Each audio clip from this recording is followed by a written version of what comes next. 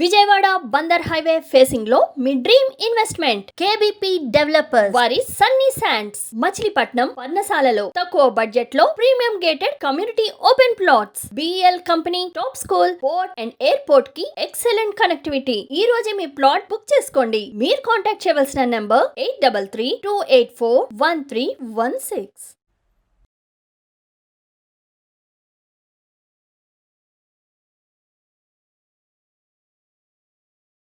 Welcome to Amaravati capital updates. మన drone crash అయిన దానికి సంబంధించి నేను అప్డేట్ ఇస్తా అని చెప్పా కదా. ప్రెసెంట్ నేను దానికి సంబంధించిన అప్డేట్ అయితే ఇస్తాను. డ్రోన్ ఎందువల్ల క్రాష్ అయింది, ప్రెసెంట్ డ్రోన్ కండిషన్ ఏంటి, ఈ డ్రోన్ కోసం నెక్స్ట్ నేను ఏం స్టెప్ తీసుకోబోతున్నాను అని చెప్పి.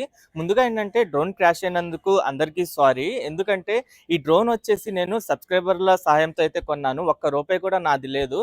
అందరు సబ్స్క్రైబర్లు ఇచ్చిన అమౌంట్తోనే నేను డ్రోన్ పర్చేస్ చేశాను. అందుకనే జవాబుదారీగా ఉండాలని చెప్పి నేను ఈ వీడియో అయితే చేస్తున్నాను. ప్రెసెంట్ ఏంటంటే డ్రోన్ ఎందువల్ల క్రాష్ అయిందంటే మెయిన్గా అమరావతి రాజధాని ప్రాంతంలో ప్రెసెంట్ అన్ని ప్రాంతాల్లో వర్క్స్ జరుగుతూ ఉండడంతో ఏంటంటే ఎక్కువగా డస్ట్ అయితే ఉంటుంది.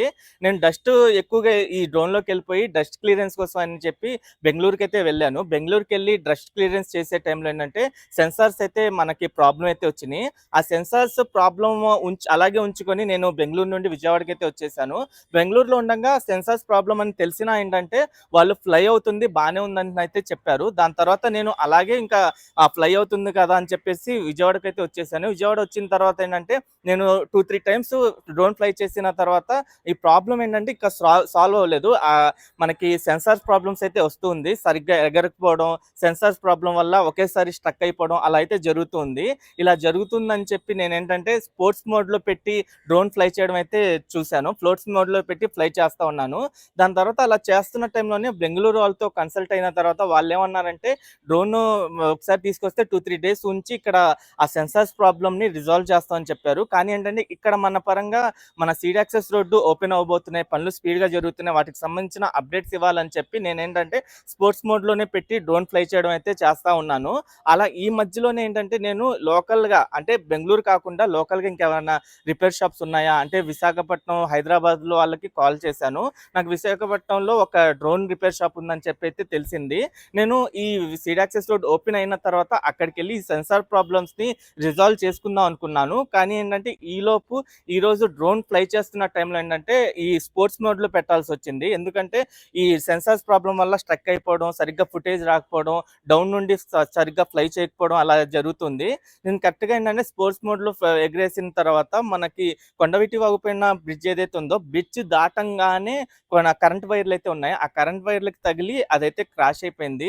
దానికి రియల్లీ చాలా చాలా సారీ చెప్తున్నాను. ఎందుకంటే సబ్స్క్రైబర్లు అందరూ అమౌంట్తో నేను పర్చేస్ చేశాను కాబట్టి ఈ డ్రోన్ దీనికి జవాబుదారీగా ఉండాలని చెప్పి నేనైతే రియల్లీ దానికి రిగ్రెట్ అయితే ఫీల్ అవుతున్నాను. అలాగే ఈ డ్రోన్ పరంగా ప్రెసెంట్ నేను ఏం డిసిజన్ తీసుకుందాం అనుకుంటున్నానంటే ఈ డ్రోన్కి సంబంధించి ప్రెసెంట్ ఇప్పుడు వీడియో షూట్ చేసుకుని వచ్చేసాను. డ్రోన్ ఫ్లై అవ్వకపోవడంతో ఏంటంటే గ్రౌండ్ లెవెల్లో బైక్ మీద ట్రావెల్ చేసుకుంటూ సీడ్ యాక్సెస్ రోడ్ అంతా కవర్ చేసి వచ్చి వీడియో అప్లోడ్ చేస్తున్న టైంలోనే ఏంటంటే నేను లోకల్గా విశాఖపట్నంలో డ్రోన్ రిపేర్ షాప్ ఏదైతే ఉందో వాళ్ళని కాంటాక్ట్ అయ్యి ఇక్కడ ఈ డ్రోన్కి సంబంధించిన కొన్ని ఫొటోస్ అయితే పంపించాను. ప్రెసెంట్ డ్రోన్ కండిషన్ కూడా మీకు అయితే చూపిస్తాను.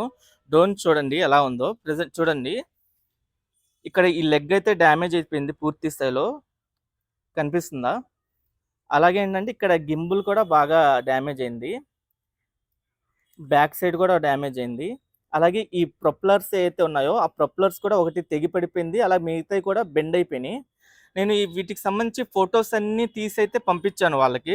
విశాఖపట్నంలో ఉన్న డ్రోన్ రిపేర్ షాప్ వాళ్ళకి పంపిస్తే వాళ్ళు సమ్ ఎస్టిమేషన్ అమౌంట్ చెప్పారు. అంటే దీన్ని చెక్ చేసిన తర్వాత వీళ్ళు పూర్తి స్థాయిలో చెప్తారంట. కానీ ఎస్టిమేషన్ అమౌంట్ పరంగా వీటికి అంటే ఈ ప్రొప్రలర్స్కి ఏమో 1800, మిగతా ప్రతిదానికి ఒక్కొక్క అమౌంట్ పరంగా దాదాపు ఒక 15,000 ఎస్టిమేషన్ అమౌంట్ చెప్పారు.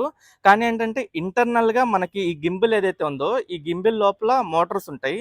ఆ మోటార్స్ ఏదైతే డ్యామేజ్ అవుతో ఒక మోటార్ 3 మోటార్లు ఉంటాయి. ఒక మోటార్కి 6,000, ఇంకో మోటార్కి 6,500, అలా 3 మోటార్లు డ్యామేజ్ అయితే ఏంటంటే 20,000 వరకు అవుతుందన్నారు.